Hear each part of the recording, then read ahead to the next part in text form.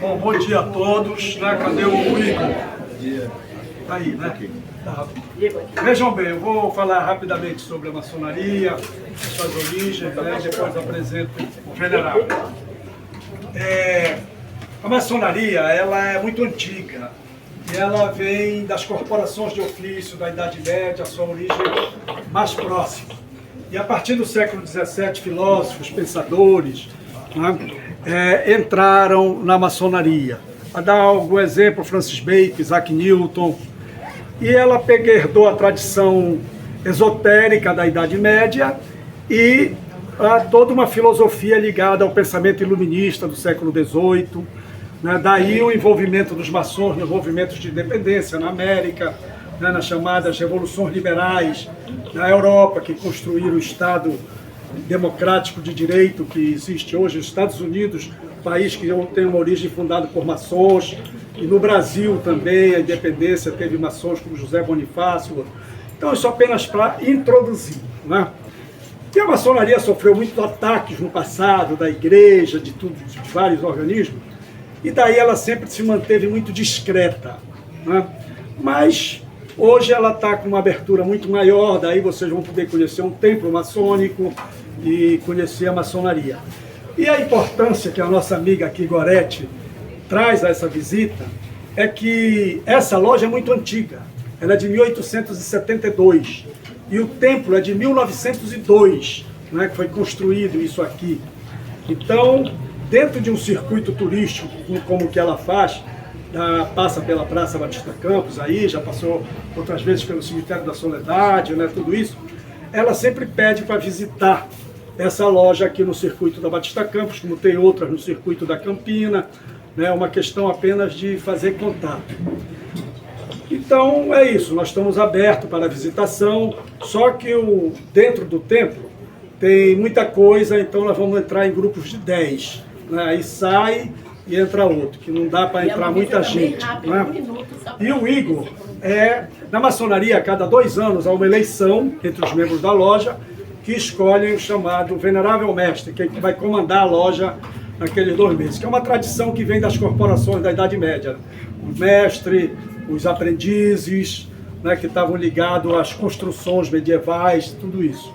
Então, o Igor, se quiser dizer alguma coisa aqui, também vai falar um pouco, e depois a gente começa a visita ao templo. Muito obrigado.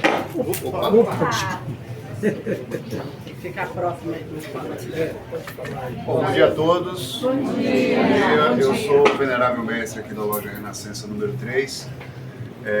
A loja Renascença número 3 tem essa numeração número 3 porque ela foi uma das primeiras lojas a aderir a um movimento onde se passou a obedecer uma potência nova, né? Que é a grande loja maçônica do estado do Pará. As lojas são reconhecidas por uma grande loja unida da Inglaterra. Ela confere esse reconhecimento como uma loja maçônica regular, e a grande loja maçônica do estado do Pará, assim como o Grande Oriente do Brasil, são potências regulares, e a loja Renascença número 3 ela pertence à grande loja do estado do Pará. É uma instituição já Sesc centenária, em 10 de outubro agora, completa 152 anos, e por aqui passaram grandes paraenses, né, como Lauro Sodré, passou por aqui, foi venerável mestre, Padre Otíquio não era da loja, mas tem fotografias dele. Vários outros. Nós temos aqui um quadro já para ser restaurado de fotografias, vocês vão poder olhar ali. Mas a loja Renascença ela representa um marco importante aqui na história do bairro de Batista Campos, mas também na história da própria cidade de Belém. E a maçonaria, para aqueles que ainda não se interessaram tanto assim em pesquisar e estudar, maçonaria não é religião. Maçonaria não é seita, maçonaria é simplesmente uma escola de códigos morais, que se apropria de conhecimentos da antiguidade, do Egito Antigo, da Mesopotâmia, até do Império Romano, todas as sociedades antigas, e a maçonaria se apropriou de alguns conhecimentos da antiguidade que são conhecidos por todos, não são segredos, e a partir disso ela pratica um ensinamento moral entre seus chamados irmãos. Essa coisa da maçonaria ser uma sociedade secreta é uma coisa do passado, hoje é uma sociedade discreta. Se fosse secreto, vocês não estariam nem aqui. E a proposta da maçonaria é ser uma sociedade exatamente aberta à sociedade, não só para difundir a prática desses valores, desses conhecimentos, né, mas também para ajudar a sociedade como um todo, principalmente a maçonaria na América do Sul. Tem um papel muito importante na parte da filantropia. E existem entidades paramaçônicas que ajudam nisso, como a Ordem de Molay, as entidades também arco-íris, entidades paramaçônicas das sobrinhas, sobrinhos, que a gente chama como se fosse uma grande fraternidade, irmãos, e os parentes dos irmãos são os nossos parentes também. Então a maçonaria, aqui representada pela Renascença número 3, é uma instituição sem fins lucrativos, uma entidade de interesse público, né? Tem um patrimônio histórico a zelar, que é esse prédio, esse edifício, além das suas tradições, dos seus valores, né? Não tem partido político, é proibido falar de partido político dentro da maçonaria, é proibido falar de religião dentro da maçonaria, assim como todo tema que diverge, que tem divisões, são proibidos de falar dentro da maçonaria. Só se fala aqui coisas que unem valores humanos, sociais, da humanidade. Se alguns maçons falam disso, estão atentando contra os valores da própria maçonaria. Toda instituição tem aqueles que seguem os dogmas da instituição e aqueles que não seguem. E a Renascença número 3 é reconhecida, até honra a visita de vocês por causa disso, acho que é muito por conta dessa fama que a Renascença tem, de ser uma maçonaria tradicional. Nem todas as maçonarias têm loja própria. Essa aqui tem uma loja própria, uma loja antiga, e um templo que remonta à arquitetura de mais de 100 anos. Né? Então vocês estão tendo o privilégio de visitar uma loja tradicional, uma loja como era há 100 anos atrás. Vocês têm ponto de referência em todas as cidades do Pará ou é só aqui em Belém mesmo? Como? Você tem todas as cidades do Pará ou só em Belém? As maçonarias? Olha, o mundo tem todo. Todo mundo, né? Eu posso fazer uma pergunta? Diga. Eu quero saber por que é mais homem do que mulheres. Por que não tem mulheres ou tem mulheres? Eu só vejo homens. Essa pergunta é uma pergunta, né, antiga. É discreto. Existem maçonarias hoje que são ordens que aceitam mulheres. Né? Na Essa aqui Inglaterra não, né? existem tudo, mas no Brasil a gente ainda tem a ordem encerrada por homens. As mulheres têm participação. Tá, só passar aqui para o maçom mais experiente. Edson, sai dessa agora. Veja bem. Jornalista. Não, é muito válida essa pergunta porque sempre ela é feita. Né? Primeiro, hoje tem maçonaria feminina, inclusive em Portugal, França, até no Brasil mesmo. Mas isso aí remonta a uma coisa muito antiga. Você sabe que historicamente a mulher na sociedade, ela sempre esteve numa posição que não participava da vida pública, da política, de tudo isso, né? Era tudo mais dentro de casa. Né? Então, veja bem, a maçonaria, né, do seu surgimento, ela é formada por homens que tinham vida pública. Né? Aí se manteve essa tradição ao longo do tempo, mas tem organizações paramaçônicas de mulheres, de jovens mulheres, as filhas de Jó, por exemplo, né? As esposas dos maçons que participam muito de filantropia, né? A maçonaria ajuda muito. Por exemplo, você tem uma ideia, né? Eu não sou aqui da Renascença, mas na minha loja Aurora, toda sessão se leva alimentos não perecíveis. No final do mês se escolhe uma instituição para doar. Né? Como o Lar de Maria em São Brás, que atende muita gente ali, mendigos e outras, creches, doado lençóis, esse tipo de coisa. Né? Tem lojas que fazem, por exemplo, que são mais na periferia, né, como em Canudos, por ali, que recebem, todo sábado distribui alimentos, aí aparece, desde os mendigos a pessoas mais carentes, pegam, coisa e tal. E as mulheres participam muito disso. Né? Agora, até hoje é mantida a tradição de dentro da ritualística de templo, né, as mulheres não terem participação, para evitar a maçonaria mista. Né?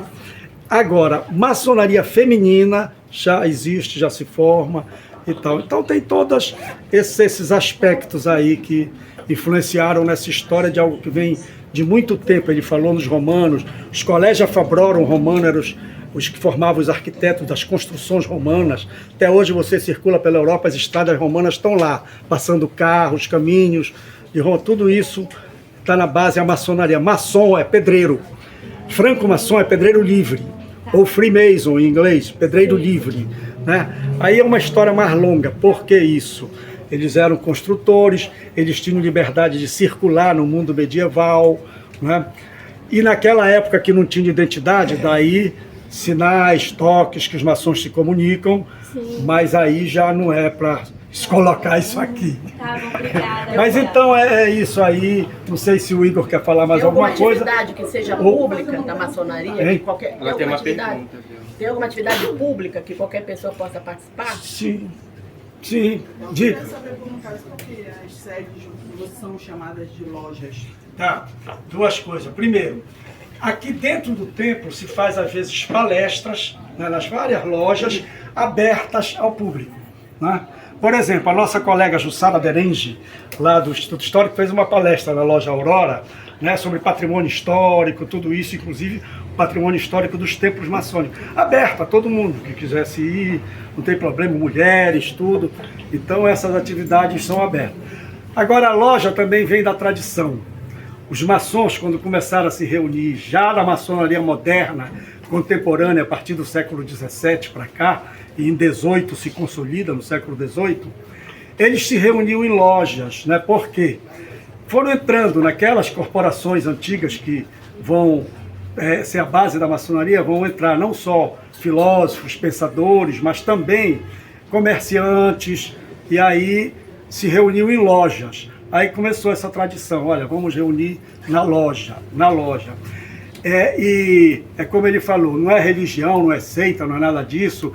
Ainda tem os mitos que circulam por aí até hoje, né? Rituais diabólicos, isso tudo é bobagem. Isso tudo é bobagem, não tem nada a ver. Mas se também por tradição passou a se chamar templo o local de reunião, né?